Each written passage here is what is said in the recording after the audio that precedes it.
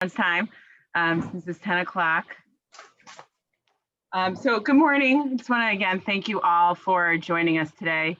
I know this week has been filled with the highest peaks and the steepest drops of the roller coaster that we've been on through the pandemic and really for the last 4 years.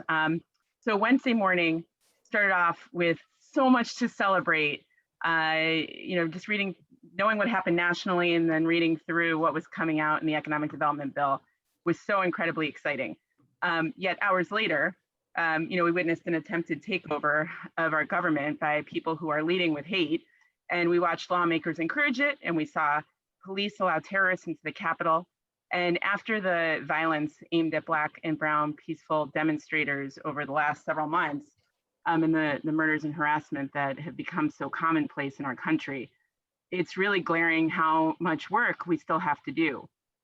We know that a lot of this work needs to happen in our housing laws and our land use laws. And these are the areas where we've been intentionally divided by race and income. And these laws, we know, need to be changed so that we have the tools to work for housing justice. And we're meeting this morning to talk about the economic development bill, which seems small in the context of all of these really big challenges that we're facing. But the bill that was passed by the House and Senate in the super early hours of Wednesday morning include much needed tools and resources for systemic change towards more equitable housing policies.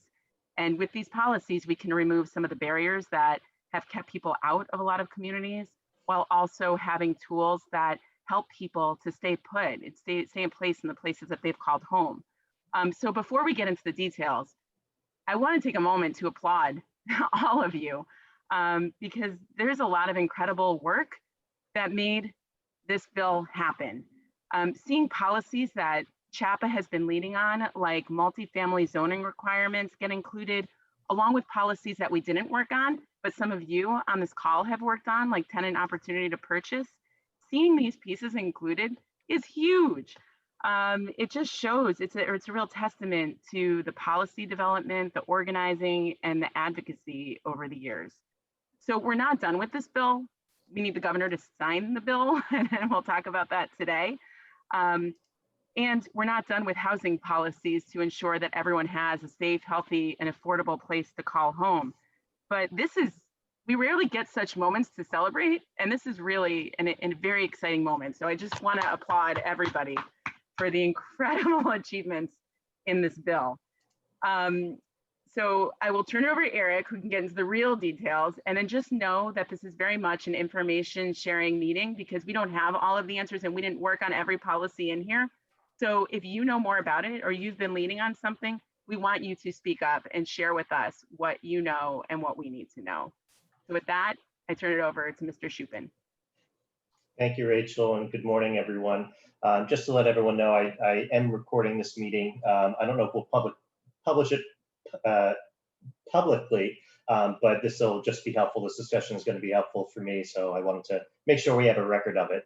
But I wanted to echo Rachel's thanks for all of your work on this. There's so many of you that have been working for years and years and years and years on some of these policies. So I appreciate everything that you've given to this. I am going to try to very, very quickly go through the housing related provisions at a very high level because there is so much in it that, we would be here for a long time if we went into much detail, and I'm still working through all of the details and what these all mean. So I'm going to walk through the presentation. If you have questions, I encourage you to put them into the chat. I'll be watching there, but I am going to try to make my way quickly through this, and then I'll pause throughout to see if there are any other comments or questions that people might have on particular sections. But I want to make sure we get through the overview and then leave time for a discussion on what needs to be done now, and more specifically, what can the governor do to the bill? When can he do it by, and what actions we can take? So I'm going to begin by sharing my screen, and let's see.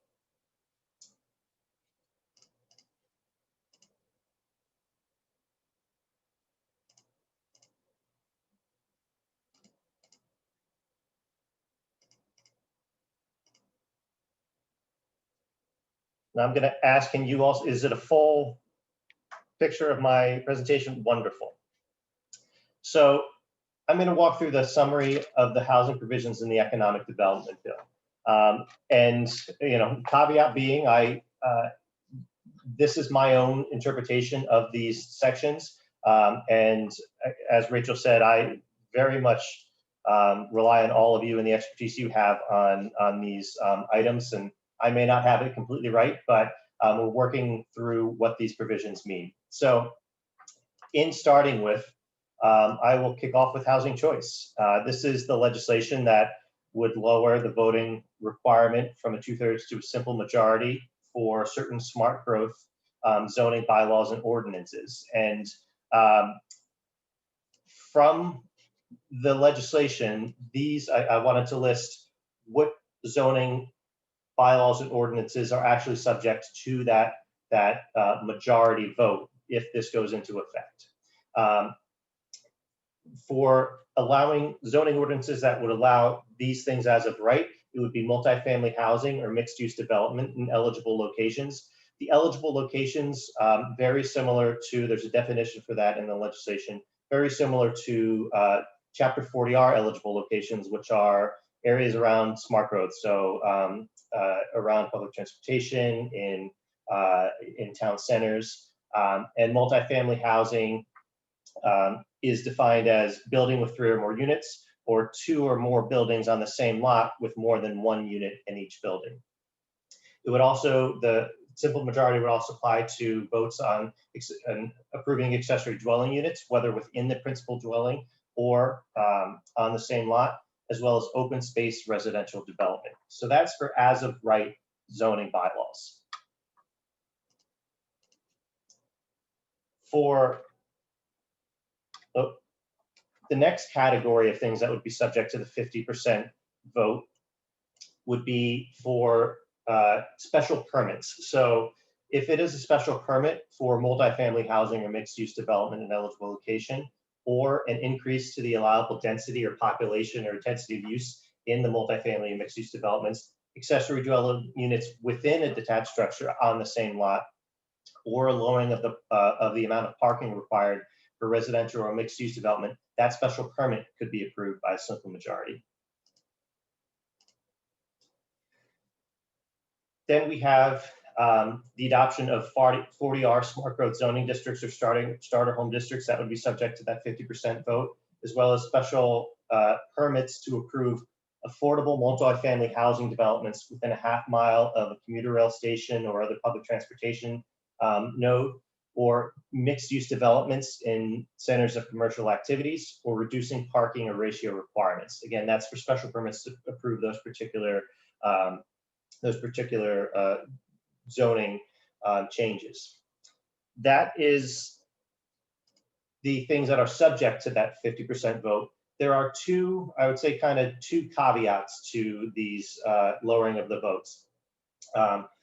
The first being that there is still an opportunity for certain communities to object to the 50% requirement for certain zoning laws, and this would be in municipalities with a council of less than 25 members. If more than half of the owners of the impacted land or of abutting neighbors protest that zoning change in writing, that required vote gets bumped back up to the 2/3 majority. The other caveat being, for those who are perhaps working in communities right now and wondering what kind of things you might be able to do and when, the effective date of this provision of the Economic Development Bill is 90 days after the enactment of the bill.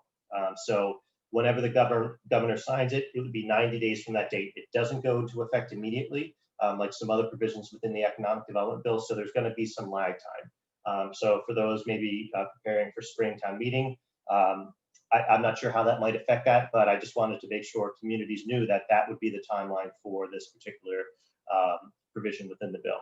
So that's the housing choice provision. I'm going to pause and see if there are any questions or comments. And there's a question from Sheridan. Yes, we'll make this presentation available. Andrew, you asked how is council defined? I don't think there's a particular definition for council within this section, but yeah, I haven't looked that closely at it.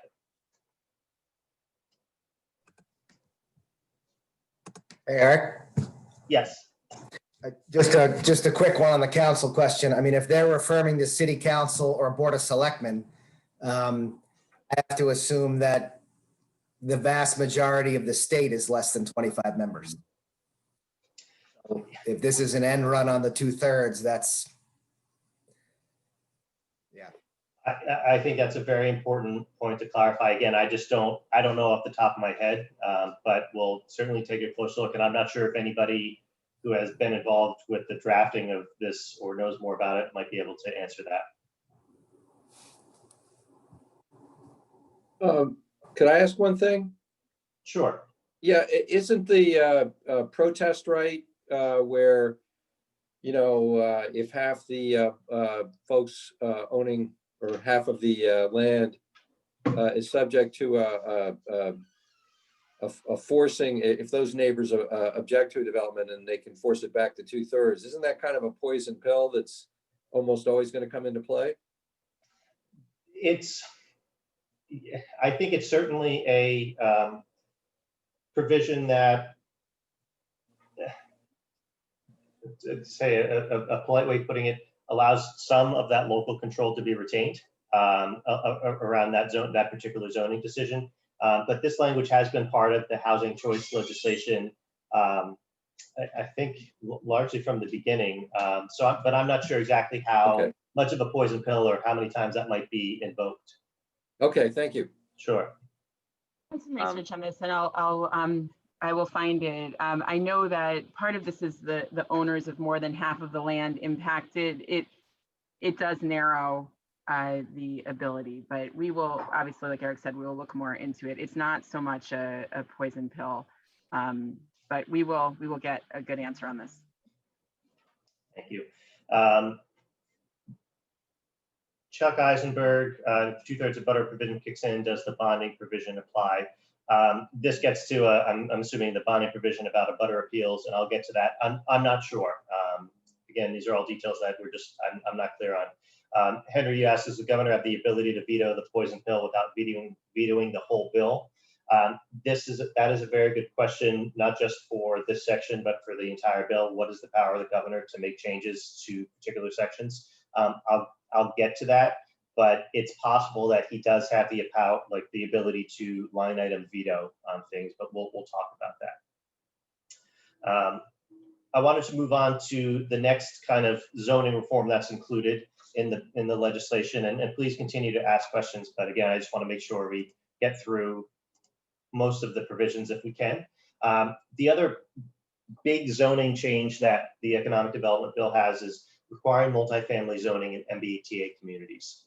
So this would require communities served by the MBTA to have a zoning bylaw that provides for at least one district, so one district of reasonable size, where multifamily is allowed as of right, without age restriction, and is suitable for families with children. This is a huge thing that CHAPA has been pushing for many years, and certainly goes further than housing choice because it does require communities to do things. The bill defines reasonable size district as having a minimum density of 15 units per acre, subject to limitations by Wetland Protection Act and sewer and septic regulations, and being located within a half mile from a commuter rail station, subway station, or other public transportation node. So again, if a community has multiple stations, it only needs to apply for at least one of those districts. Of course, we would encourage communities to do more and zone every area around a public transportation stop for this. But again, it would have to be one district of reasonable size that conforms to this. The consequences if a community does not comply with this would be that they'd be ineligible to receive certain state funding, including the Housing Choice Initiative Fund. So if you're a housing choice community or wanting to be designated as a housing choice community, if you don't comply, you wouldn't be able to access those resources. Local capital project funds, as well as MassWorks infrastructure development program funds. There's not much more detail to it other than the fact that it directs DHCD, the MBTA, and DOT to issue, the Department of Transportation, to issue guidelines to determine whether or not the community is in compliance with those requirements. So Jesse asks about the definition of MBTA community, whether it's any place that has any MBTA service or only high frequency bus rail. So there's a specific definition for MBTA communities in the bill, and it includes really a full list of what those communities are. And I can follow up with, I have those listed out. I won't be able to say all of them because they are a lot. It is largely the eastern portion of Massachusetts. So most of those communities. The definition of reasonable size, I don't think it has a, like, what kind of land area it applies to. The two items that I posted from my previous slide about those, about what a reasonable size would be, that's the language from the bill, and that's as detailed as the legislation gets. There is no timeline that I know of for DHCD to issue guidelines in response to Sean's question. Other questions on the multifamily zoning requirement?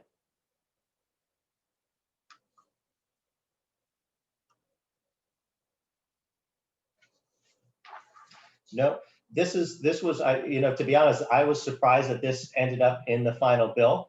This was something that CHAPA had supported, but we know was considered pretty controversial.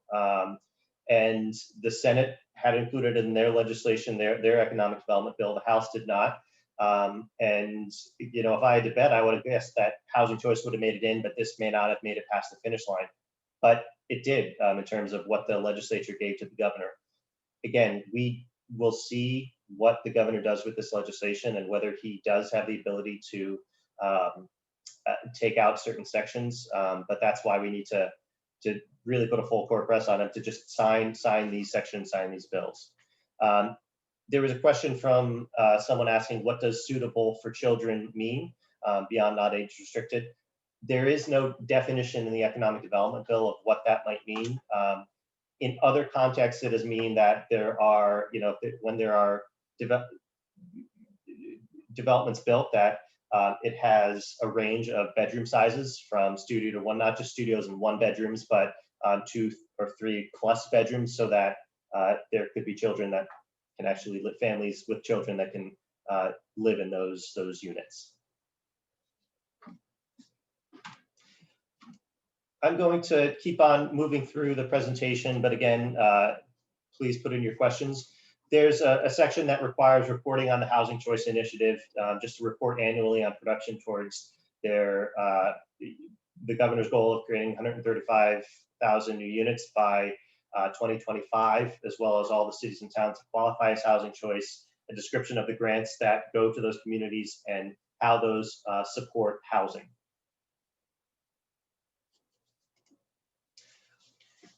Other zoning changes in the bill, it also makes changes to Chapter 40R, which include the following: permitting DHCD to establish smart growth design standards, clarifying what a mixed development use is allowed, placing limitations on density bonuses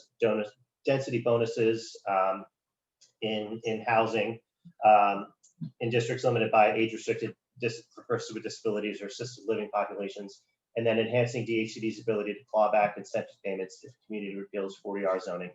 Unfortunately, I really haven't looked too deeply into these 40R changes, so I can't speak too much more to these details on these provisions, but we will certainly be looking more closely about exactly what this means and how these provisions would go into effect.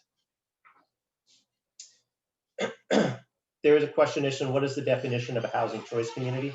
So there are, gets to the initiative that the governor announced about 2 years ago for communities that meet certain, they've put certain smart growth zoning bylaws into place or met certain housing production goals. They can apply to the state to be designated as housing choice. And in return for that designation, they get access to a housing choice grant pool. And so it's something that there are specific criteria, and we can share I think I see Kathleen, thank you for sharing the link to those housing choice designation grants.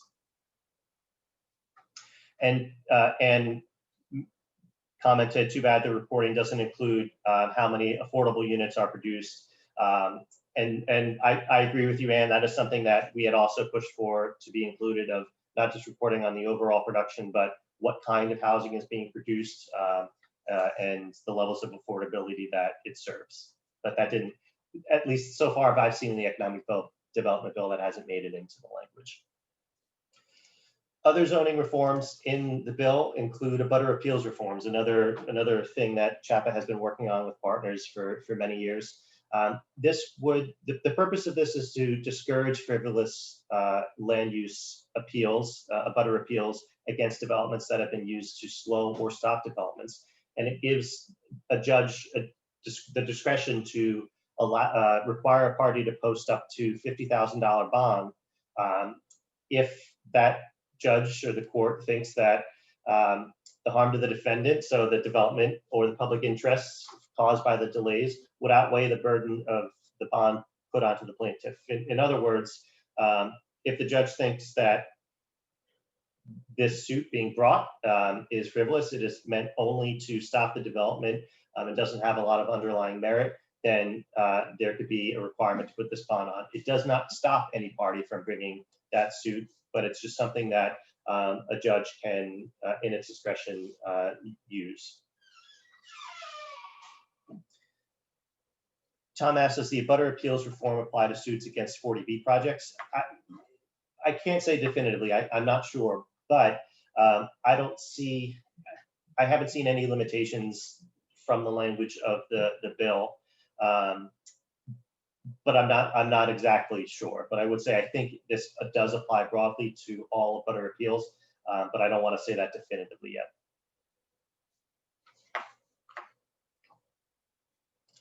Finally, for zoning related items in the bill allows for regional development agreements, and this would allow contiguous municipalities to enter into agreements to share the costs or the impacts of development, including allocating public infrastructure costs, municipal services, and local tax revenue associated with the development, approved by both towns and also approved by the Department of Revenue. The idea behind this, I think, is to have, there's development when it's built, it can impact multiple communities, not just one. So if a development is built on the edge of a town and the other community is right there, they also bear that burden or that the impact of that development, both good and bad. And so this would allow communities to come together and work on a regional basis on these development projects.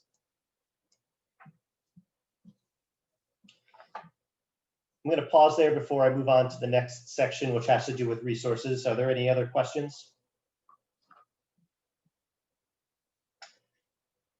Hearing none, and again, please type into the chat box. I wanted to talk about the resources that are included for housing in the economic development bill. The first, and this is a short slide, but I think it's a pretty exciting one. The economic development bill would increase the low-income housing tax credit, the state low-income housing tax credit, by $20 million for the next 5 years. This is something that the state low-income housing tax credit builds, supports, and preserves thousands of units every single year in Massachusetts. And we've been excited when there's been a $5 or $10 million increase to the annual allocation for the state LIHTC.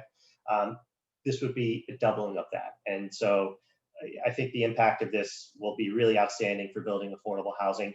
The one caveat being that it would sunset the cap. The $40 million cap does have a sunset date in 2026. So this would only be for the next 5 years. That sunset date, that's not unusual for these tax credits. It's something that we do have to reauthorize on a normal basis. We have to reauthorize the state low-income housing tax credit, but this would at least be in place for the next 5 years.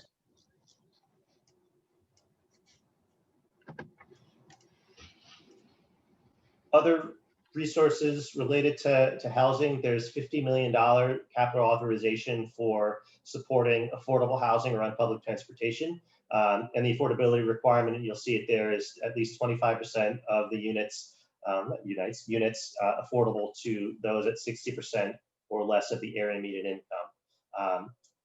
similar to what's required for the climate resilient affordable housing, the next resource, a $10 million authorization to support affordable housing, to implement climate resilient construction, and to better respond to climate change. It would be for households that have at least 25% of those units are affordable to those at 6% or less than the area median income. That 60% AMI number, that ties in with the low-income housing tax credit program. That's the income level largely used for the tax credit program. So I think the idea would be to couple these resources and be able to use these on those kinds of projects. Other resources, there's a $50 million capital authorization for neighborhood stabilization to help return blighted or vacant housing back to productive use. I know that this was a big priority of MACDC, Mass Association of Community Development Corporations, and I certainly defer to them in providing details about this. Unfortunately, I can't get too much in the details, but again, would encourage you to look to MACDC for information on this neighborhood stabilization program. And then finally, a $5 million authorization for a Gateway Cities housing programs. And this would be a pilot program to support the construction of market rate housing opportunities in gateway cities, working in conjunction with the Housing Development Incentive Program. This would be for projects by nonprofit developers in communities, gateway communities that are above the 10% threshold on the SHI. Those are the resources. Before I get into more I would categorize the next section as tenant protections included in the bill. But I'll pause. Are there any questions on those resources?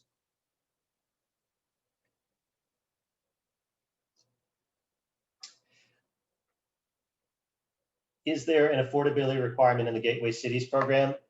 Not on its face, at least from the language authorizing the program, not that I see. I mean, market rate is market rate. I'm not sure if there might be, market rate up to 110%, 125% of the area median income. I'm not sure, but that's something that we'll learn more about as we look into exactly what this program is. A question from Josh about any hint about which agencies will distribute these resources. I'm not sure. I would think, my gut would say that this would be programs that may be administered by DHCD or at least distributed by DHCD, similar to how they distribute other housing capital programs. But I'm not sure. And Joe asked, can we assume that those capital programs would be subject to the annual bond cap for DHCD? I would probably start out with that assumption, yes. But again, I don't know for sure. These are all questions that we can certainly find out answers to.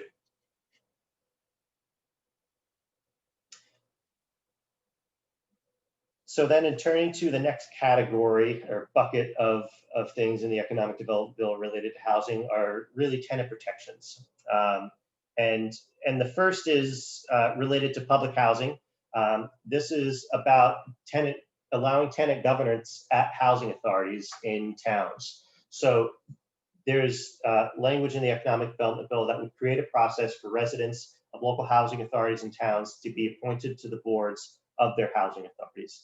And this was actually something that was put in place. There was a requirement put in place back in 2014 when public housing reform was passed that required tenants to be on the boards of housing authorities in towns. There's already a requirement for that in cities, but there were differences between what was required in towns and what was required in cities. So this would make that tenant board member seat a requirement at all housing authorities. So a really good thing to help residents and tenants have a voice on their housing authority board. I should mention that there are many housing authorities that already do have tenants on their boards, but this would just for those who have been elected in their own right. But this would be, there is a seat that shall be filled by a tenant member. The next few slides have information on that tenant seat. I'm not going to go through the mechanics, but For those who are interested, you can look at exactly what that process would be, but it would really be up to, a quick overview would be that the tenant organization at a housing authority would submit a list of names to the Board of Selectmen to pick from those candidates of those tenants that have been submitted. And then that tenant board member would be on, or that tenant would be on the board of that housing authority. And tenant member is defined broadly. It's not just residents of actual public housing, but it's also residents of public housing that are by virtue of having a voucher, using a voucher that's administered by the housing authority, or if they live in a unit that is not necessarily owned and operated by a housing authority, but on behalf of a housing authority. So that brings in housing that might be when housing authorities enter into agreements with private parties to manage or redevelop public housing.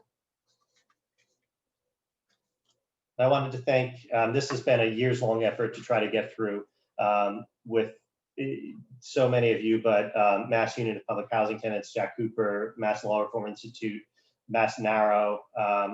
We've all worked very hard over the past, really, it's been 3 years to try to get this appointment process into place.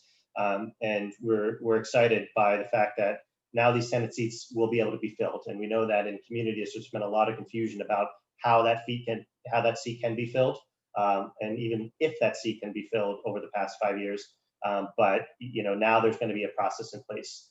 This doesn't go into effect for another 120 days after the bill is signed. So there still will be some time. So again, I just wanted to put that caveat to say this doesn't go into effect immediately. Any questions on this before I move on to the next tenant protection? Hearing none.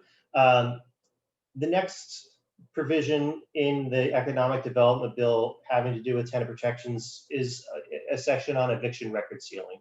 And the bill would provide new protections to seal eviction records, including landlords who obtain money judgment and eviction action must within 14 days after a tenant has paid off the judgment, file a notice of satisfaction with the court. It would prohibit consumer reporting agencies from reporting a sealed record or using it when scoring a tenant, or having applications used to screen tenants for housing or credit. They must include a statement that tenants may answer no records if their eviction record is sealed. It would also mean that landlords who obtain a money judgment in an eviction action, I think I might just have doubled that slide, so I apologize. We see this as a really important way for eviction records to not have much of an impact on residents, as we've seen it have, where it can be a de facto bar if there is an eviction record or involvement with an eviction. So this would provide some way for those records to be sealed so that there is not that mark on someone's application. Joe asked, can I clarify which evictions are covered? I have a fact sheet that I'll share from our legal aid partners. I do admit that I'm not the expert on this one. So if there are any other legal aid advocates on here who might know better, please chime in, but I will also be sure to provide that fact sheet that I have.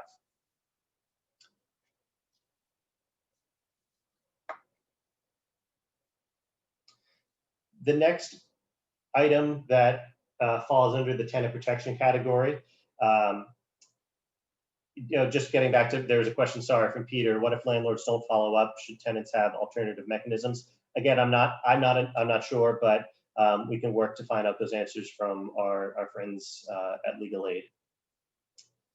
Turning to the tenant opportunity to purchase, this would create a local option, so it's not something that goes into effect, statewide automatically. It would allow communities to create a right of first refusal for in a process by which tenants may purchase their building before its sale or foreclosure. And then, and I know there's a lot to this. There's a lot of language in the economic development bill having to do with what that process is, and it really defines it. I admit that I am not too familiar with those processes, but we will be going through that, and we also rely on. I know that there are those of you who have worked for many years on this section to provide that information, but I did want to just put up the list of properties that would not be subject to this, and it includes much subsidized housing. So I just wanted to put that list up there. I'm not sure if there might be someone who can speak to this section more on the call.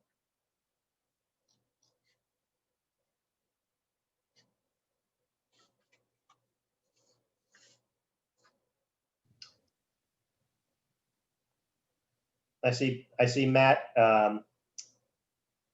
If you wanted to offer any comments on this, I welcome any information or context you can provide. And not to put you on the spot if you don't want to, that's okay too. I apologize.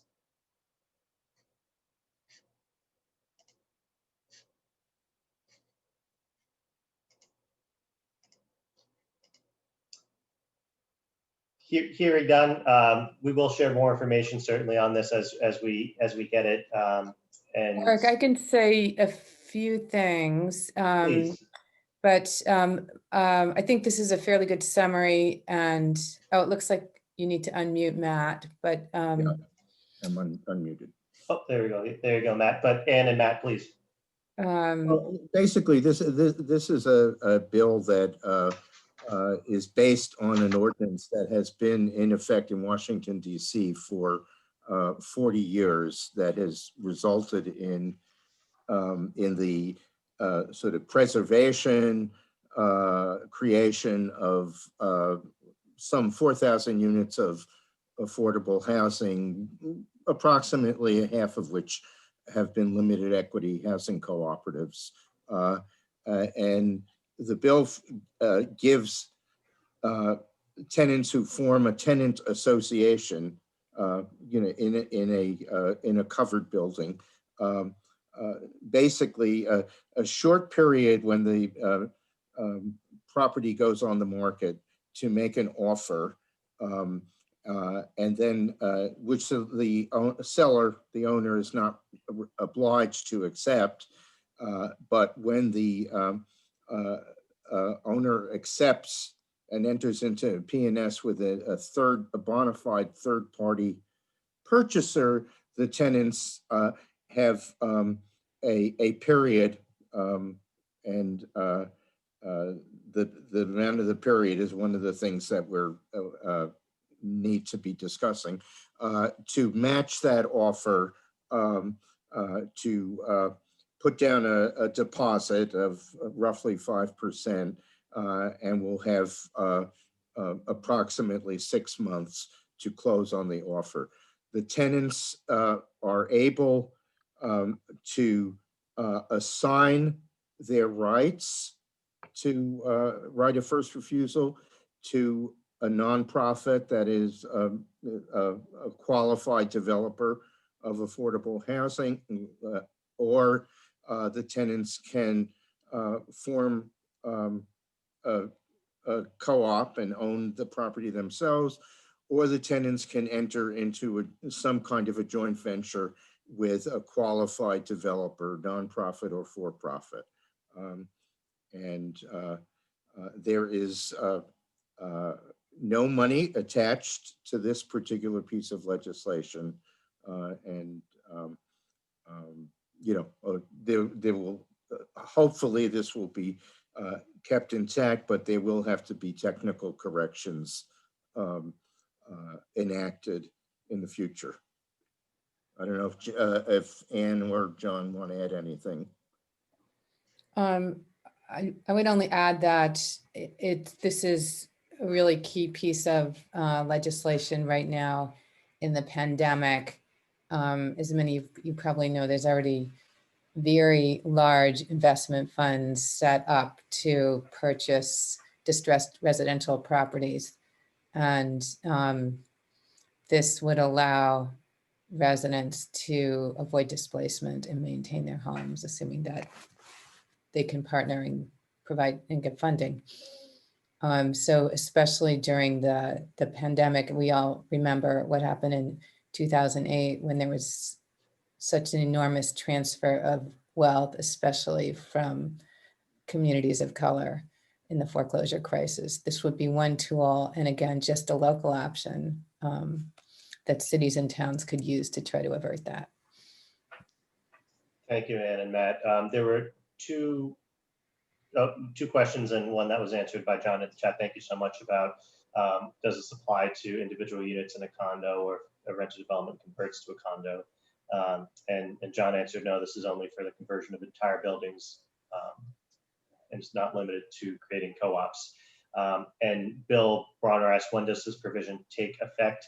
I'm not sure. I didn't look for an enactment or an effective date for this one, but we can look for that, or unless Matt might know when it might go into effect. Well, when a locality adopts the ordinance, it cannot take effect locally for 6 months. I don't recall what the overall effectiveness of the Enabling Act is. I don't know, maybe Ann does. I don't know that, but I just want to reiterate that is that as an enabling act, it doesn't really go into effect anywhere until a locality adopts it. And yeah, I would say, just if Bill, if the question is when it goes into effect, like when can communities start doing, like trying to pass local options if they want to. That's where, again, to Matt, where I'm not entirely sure. The economic development bill, some of the provisions go into effect immediately. Some have individual effective dates, and we saw that with housing choice and the tenant election or tenant appointment provisions that have different effective dates. But we can look in and see. Yeah. So I wanted the last slide that I have for provisions in the economic development bill, really just a programmatic change to the housing development incentive program. And HDIP is a program that to support housing in gateway cities and market rate housing in gateway cities. There's a program change that require at least 10% of HDIP units to be affordable for those at 60% AMI, or if it's owner occupied units, for those whose income is not above 80% AMI. And there's also language to increase transparency by putting on additional reporting requirements for HDIP to provide information on where the HDIP properties are and the housing that's supported by it. And this is in conjunction with a $5 million authorization for a gateway city housing pilot program. And that gets back to an authorization I mentioned before, but I just wanted to bring it back down here because that is under basically under HDIP Chapter 40 So with that, I know that was a lot to get through, and certainly we'll be learning more about these provisions as we're able to look into them more closely. But at this point, I really wanted to talk through it. Well, one, offer any, if there are any other questions or comments before turning to the next portion of the discussion for, what can the governor do right now? And Joe said yes, a nice, short, simple piece of legislation of 100+ pages that they released, or that they passed at 2:30 in the morning.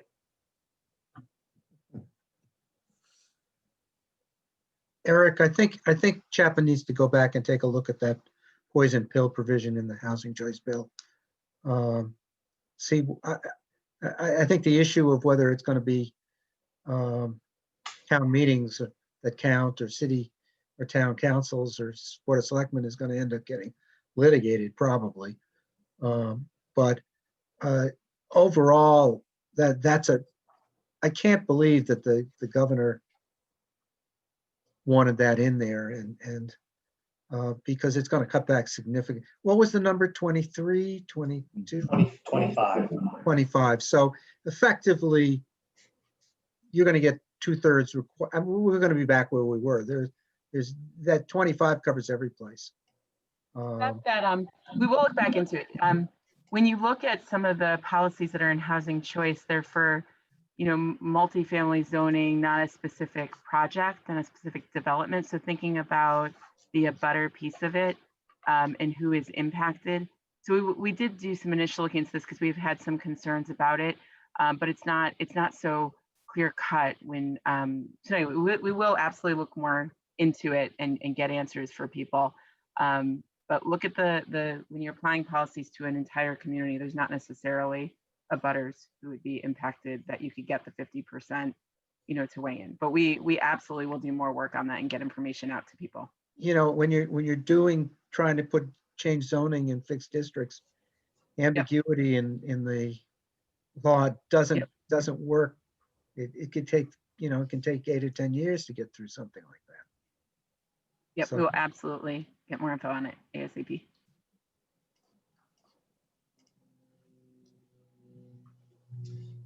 Tom asked if that was in the original bill. I would have to go back and look at what was originally filed, but I'm just not sure. This is Jean McKnight, if I may comment. I'm a retired attorney who especially was municipal law, and I think that this is applying to zoning bylaw or ordinance amendments, and not to the special permits. And the legislative body in towns is town meeting. It's not the Board of Selectmen, or there might be some town or a couple that have charters or special acts that provide the legislative body as the Board of Selectmen, but I've never heard of it. And town meetings are huge. I mean, if it's an open town meeting, every voter in town can come. If it's a representative town meeting, they generally have 100 or 200 or 300 representatives. So I think that basically this is going to apply in cities, and this poison pill, and it will not apply in towns. Thank you, Jean.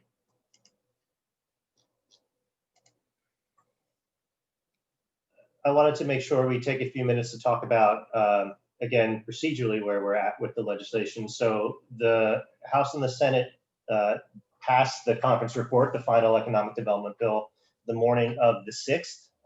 And the governor now, it's for the governor, and he has 10 days to decide what to do with the legislation, whether to sign it.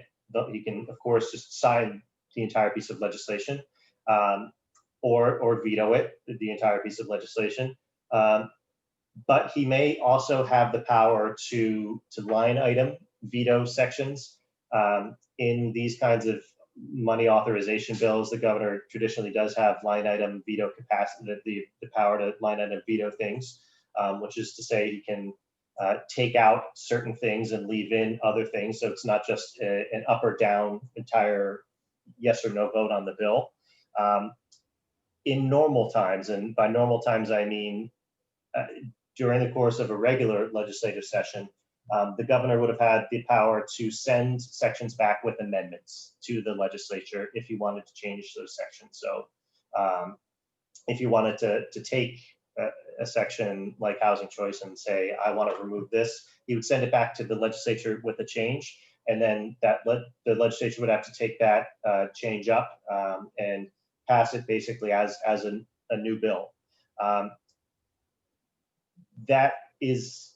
We don't think that there's that option right now, because the current legislative session that this was passed under, or I should say the current legislative session, the legislature that passed this bill does not exist anymore. The new legislature was sworn in on Wednesday. So the governor can't send this back to the legislature that passed this bill. So the question is, can the governor line item specific things, whether it's the authorizations, the capital authorizations, or language within sections, or can he just veto specific sections of the bill?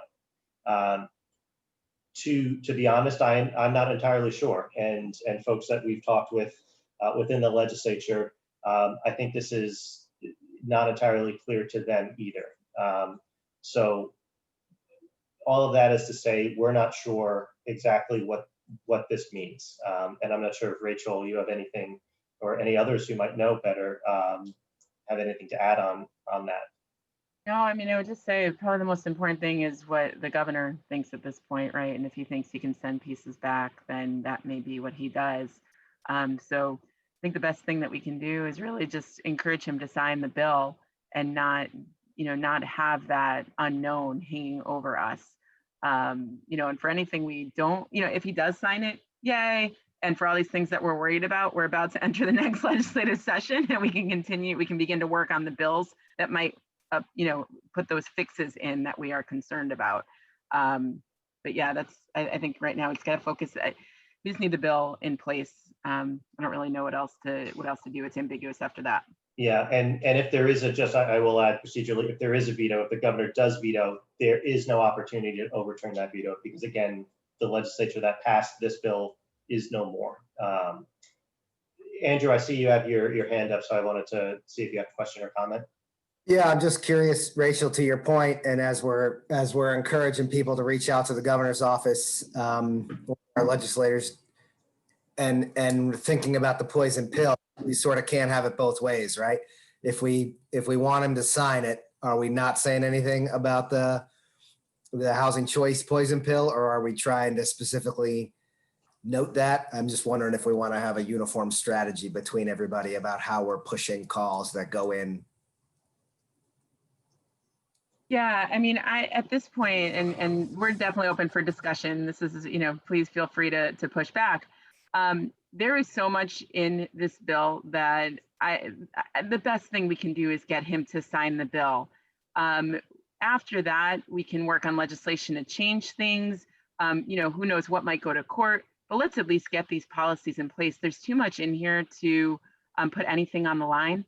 That's the best. I mean, there's really, so look how, it's a good example and a bad example. So Eric was talking about the tenant seat on housing authority boards. We got imperfect language into the bill, was it 6-7 years ago? It was important that that piece was there. We did fix it. Unfortunately, it took about 6 years, but that piece was there. So there was a requirement that there be a tenant seat, and we will work, we can all work together to keep making the thing better each session. It's better than having nothing. So what we got now is what we got. And we know our system isn't, is really putting up a lot of barriers. Let's get all these policies in place, and we'll keep working to make them better. I don't know, Eric, you're more on the ground every day. You can push back. Yeah. No, clean hard push is what we're talking about. No. Yeah, the simplest message, which can often be the most effective message, is sign the bill. But get this thing done. Get it over the finish line. Because I think the risk is too big that we lose the good with things we may not agree with. And we've made it so far, and we're in such a unique, odd position procedurally with how the legislative session ended up, that this was passed literally the day that the next legislature was sworn in. That's not something that happens in any normal year. So again, that's why I think the strongest message that we can have is the simplest, which is sign the bill. I think it would be a great idea for CHAPA to really work with the Globe Commonwealth to get such an editorial. I mean, unfortunately, we're not collectively as loud enough a voice as we wish we were. So I would really put some real effort into getting that message into the influential policy media. Thank you, Matt. And we will be working on getting that message out. Again, just in terms of like, what's the date that we would expect action by? It would be, I think, the 10 days from the 6th which would be the 16th of January. So this happens, we have to make this happen now. So time is of the essence on this. As we come to the close, I did want to just say that we will post this this presentation. I'll post it immediately. There are some things I need to correct that I caught as I was giving the presentation. So I'm going to amend some of the slides and then send it, post it, but we'll also send it to everybody who registered for the meeting, which is all of you. And I also wanted to share, just because I said I had a fact sheet from legal aid on the eviction ceiling provisions. So I wanted to make sure you have all that, and I can share that right now from in the chat box. Are there any other questions that people have or comments that they want to share as we come to the end of the meeting?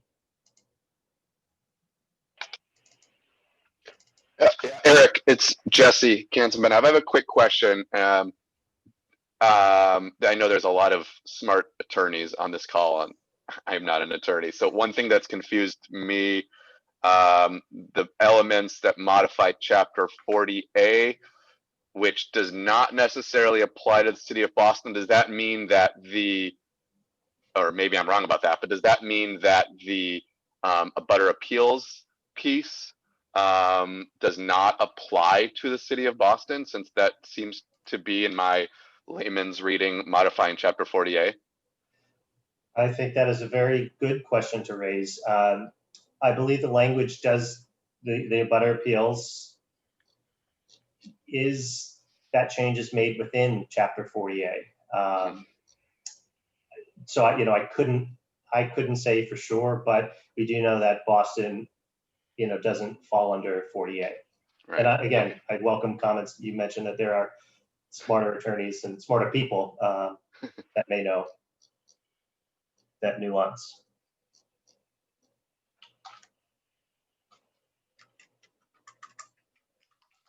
We'll work to find out what that might be. Thanks, What Eric. that might mean.